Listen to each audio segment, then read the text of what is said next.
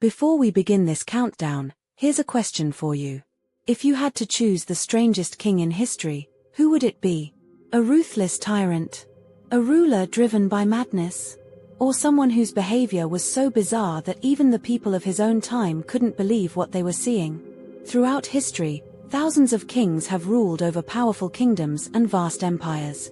But only a handful became so unusual, so terrifying, or so mysterious that their names are still remembered centuries later. Some were feared for their cruelty. Some were consumed by paranoia. Others changed the course of history because of their personal choices. And a few left behind mysteries that historians still can't fully explain. In this video, we're counting down the 10 strangest kings in world history, starting from number 10 and ending with the most unbelievable ruler of them all. Every one of these kings has a story that is stranger than fiction and more shocking than you might expect.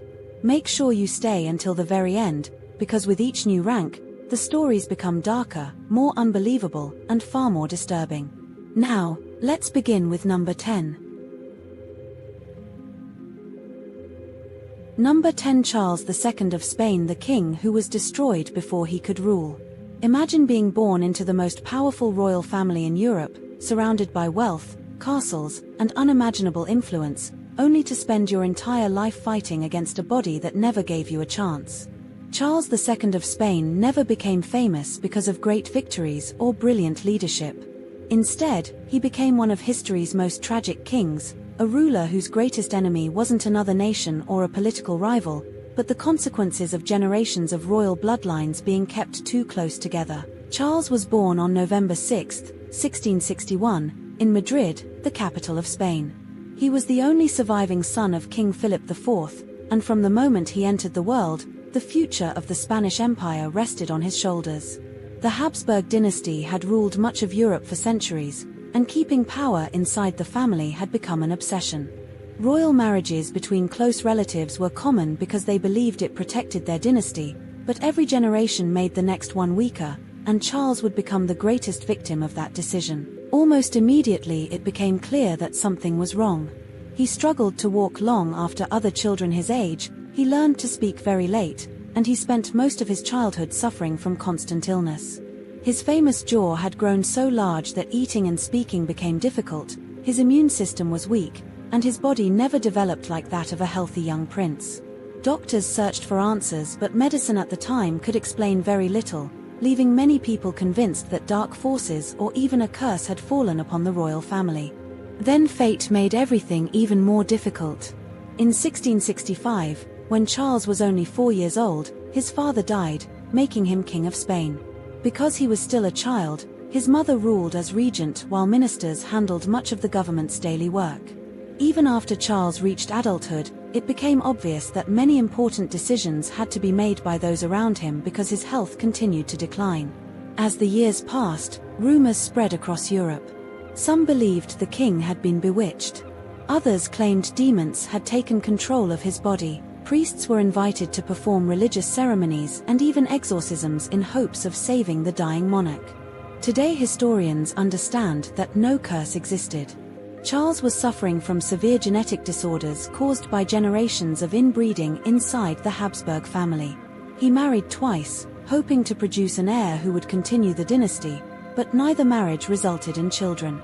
Without a successor, one of Europe's greatest empires stood on the edge of uncertainty, and rival kingdoms quietly prepared for the inevitable crisis. On November 1, 1700, only days before his 39th birthday, Charles II died after years of failing health. His death marked far more than the end of one king. It ended the Spanish Habsburg dynasty forever and triggered the War of the Spanish Succession, a conflict that reshaped Europe and changed the balance of power for generations. Charles II is remembered not as a conqueror or a hero, but as one of history's greatest warnings about the price of preserving power at any cost. His story proves that sometimes the decisions made by one generation can destroy the lives of those who come long after them. And if you think this story was tragic, wait until you meet number 9, a king who slowly lost the one thing every ruler depends on most, his own mind. Number 9. George III, the king who slowly lost his mind. Imagine ruling the largest empire on earth while millions of people depend on your decisions, then waking up one day unable to trust your own thoughts. That was the tragic fate of King George III, a monarch who began his reign as one of Britain's greatest hopes but slowly became a prisoner of his own mind. His story isn't remembered because of greed or cruelty, but because one mysterious illness changed both his life and the future of an empire. George III was born on June 4, 1738, in London. Unlike many princes raised in luxury without discipline, George received an excellent education from an early age. He studied history, politics, science, languages, religion, and economics, preparing himself for the enormous responsibility that one day awaited him. Those who knew him described him as intelligent, hardworking, and deeply committed to serving his country. Everything changed in 1760 when his grandfather, King George II, died. At only 22 years old, George became King of Great Britain. The people welcomed their young monarch with excitement, believing he represented a new generation of leadership. During the first years of his reign, he worked tirelessly, attended government meetings, and took an active role in political decisions unlike many kings before him. Then came one of the greatest challenges in British history. The American colonies rebelled against British rule, leading to a long and costly war. After years of fighting, Britain lost the conflict, and the United States was born. Although many people blamed George for losing the colonies, this military defeat would soon become only a small part of his story.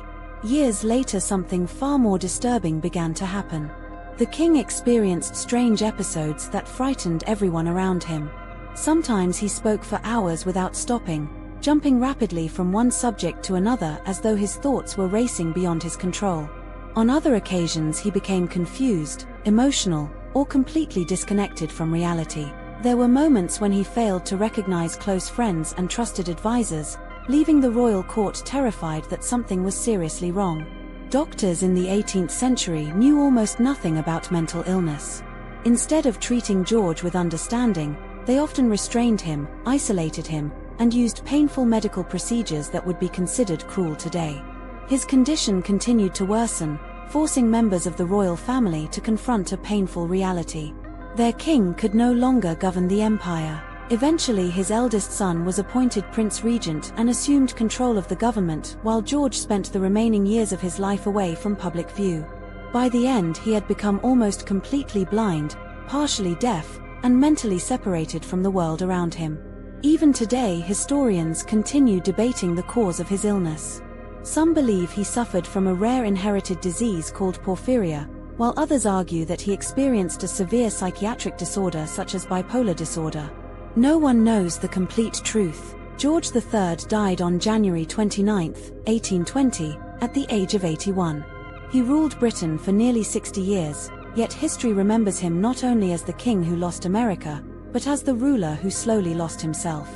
His story remains one of the saddest examples of how even the most powerful crown in the world cannot protect someone from the mysteries of the human mind. But if you think losing your sanity is terrifying, wait until you meet number 8, a king who abandoned politics for fantasy, built castles straight out of fairy tales, and whose mysterious death still puzzles historians more than a century later. Number 8. Ludwig II, the fairy tale king who died in a mystery. Most kings spend their lives building armies, winning battles, and expanding their kingdoms. Ludwig II of Bavaria had a completely different dream. He wanted to build castles that looked like they belonged in fairy tales, surround himself with music and legends, and escape a world that he never truly wanted to rule. While many people called him insane during his lifetime, others believed he was simply born into the wrong century. More than 100 years after his death, the mystery surrounding his life continues to fascinate historians around the world. Ludwig II was born on August 25, 1845, near Munich, Bavaria.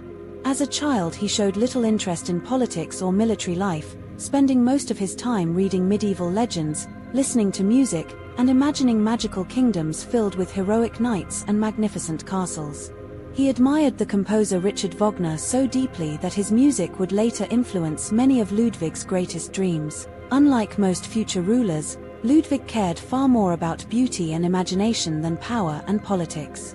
Everything changed in 1864 when his father suddenly died. At only 18 years old, Ludwig became King of Bavaria. The people welcomed their young king with excitement because he was handsome, intelligent, and full of promise. They expected him to become a strong political leader, but Ludwig had very different priorities. Government meetings bored him, political arguments frustrated him, and instead of spending time with ministers, he preferred walking alone through forests or planning breathtaking castles unlike anything Europe had ever seen. His greatest masterpiece became Neuschwanstein Castle, a spectacular palace rising above the mountains that looked as though it belonged in a fantasy novel. Today millions of visitors travel there every year, and its design even inspired Disney's famous fairy tale castle. During Ludwig's lifetime, however, these incredible projects were viewed very differently. They cost enormous amounts of money, forcing the Bavarian government deeper into debt, while critics accused the king of wasting the nation's wealth on impossible dreams. As the years passed, Ludwig became increasingly isolated.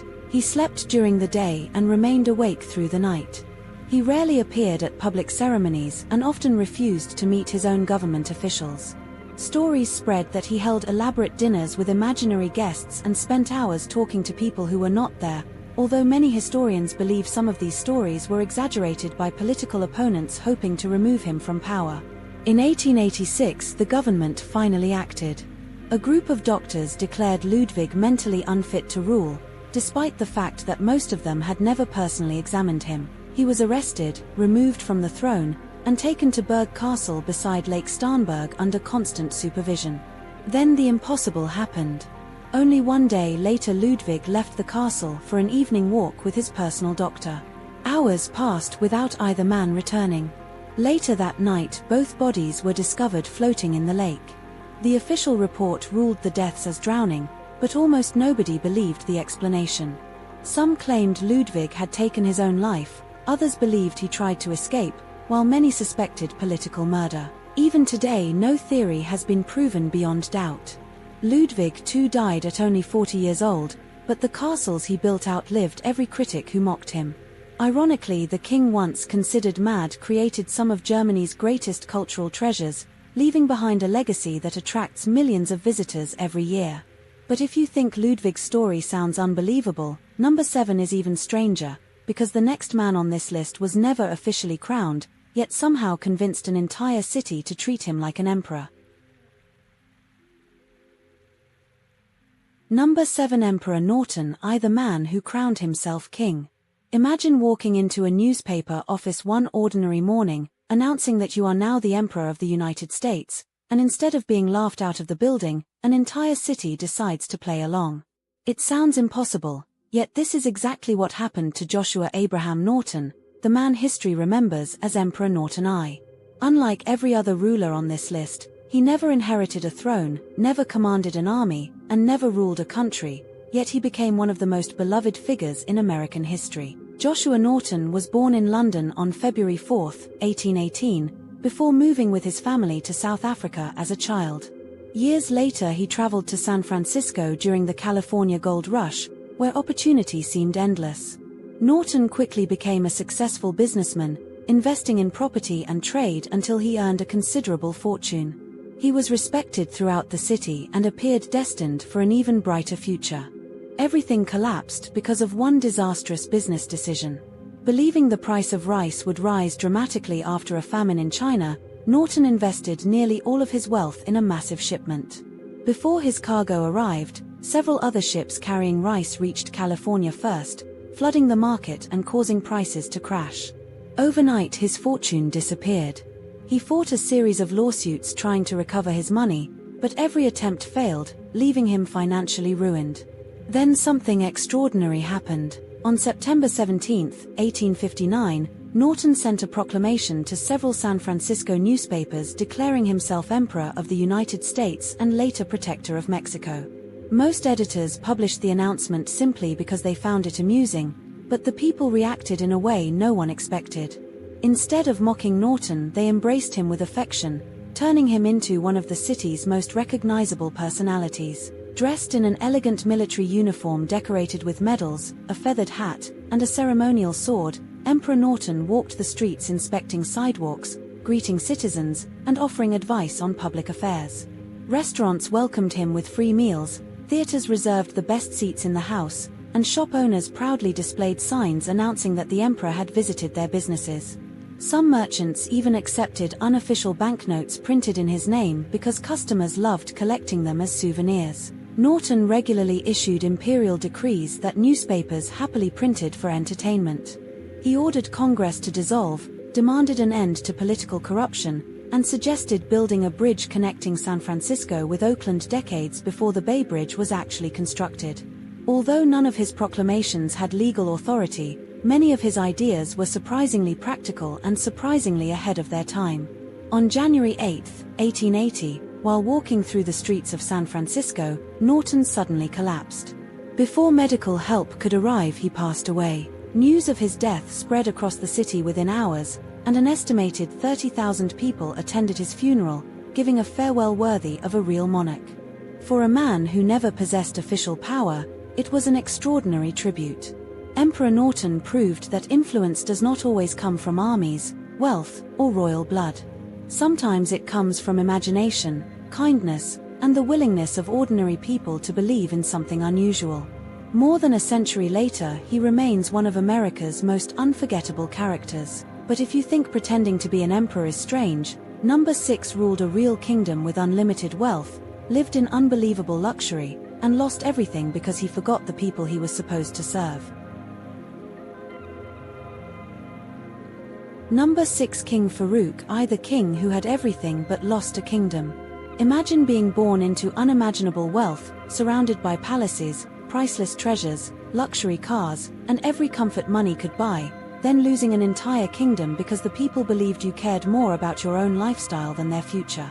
That was the story of King Farouk I of Egypt, a ruler who inherited one of the oldest monarchies in the world but became a symbol of excess at a time when his country desperately needed leadership. Farouk was born on February 11, 1920, in Cairo as the only son of King Fuad I.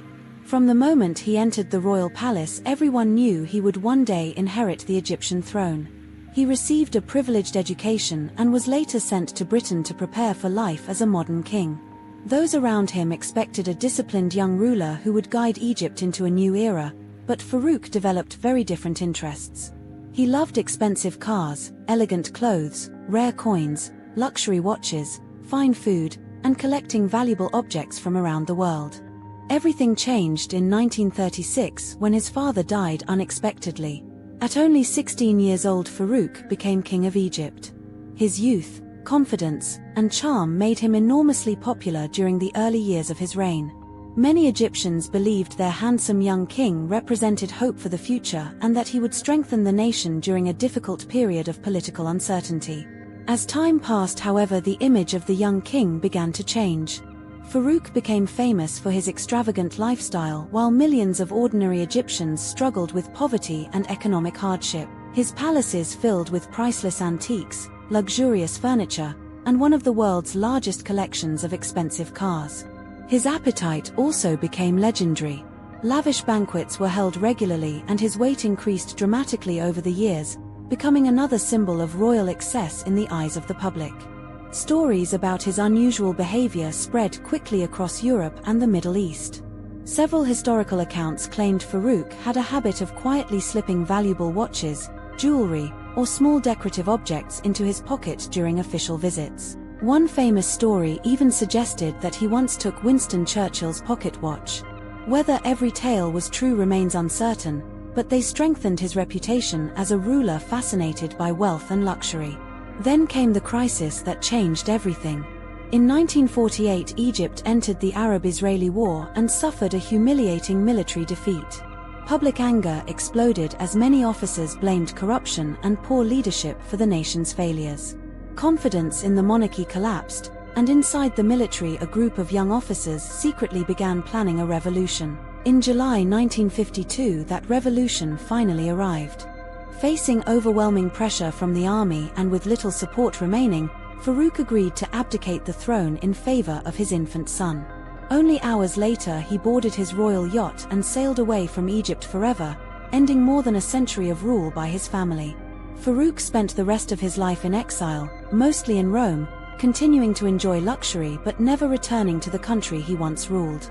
On March 18, 1965, after eating a large meal at a restaurant, he suffered a heart attack and died at just 45 years old. Farouk's story is a reminder that even unlimited wealth cannot save a ruler who loses the trust of his people.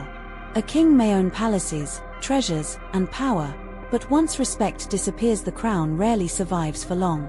But if you think Farouk's downfall was dramatic, number 5 ruled with a level of cruelty and unpredictability that terrified even the mighty Roman Empire, leaving behind a reputation that still echoes through history today. And that concludes numbers 10 through 6 on our list of the strangest kings in world history. But believe it or not, the most shocking stories are still ahead.